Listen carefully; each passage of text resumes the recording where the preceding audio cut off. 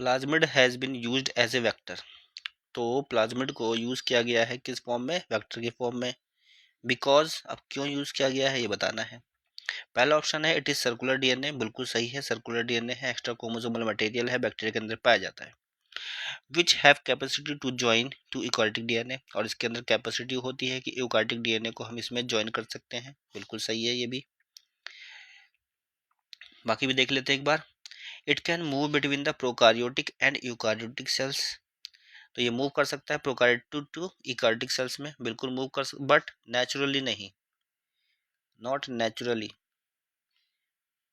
Artificially तो हम करवा सकते हैं पर नेचुरली नहीं होगा, ठीक है, इसलिए इसको कंसिडर नहीं कर सकते हम।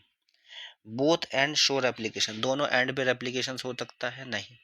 सिंगल ओरिजिन होता है, यहाँ पे सिंगल ओरिजिन होता है, ठीक है, इसलिए ये ऑप्शंस भी गलत है।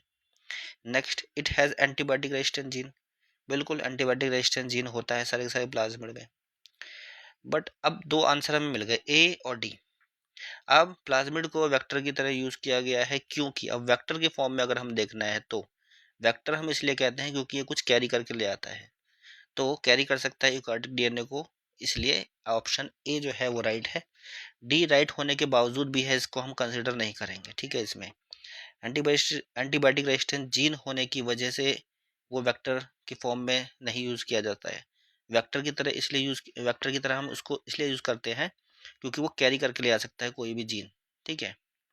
तो ऑप्शन ए राइट है, ठीक है, बाकी सारे रॉन्ग।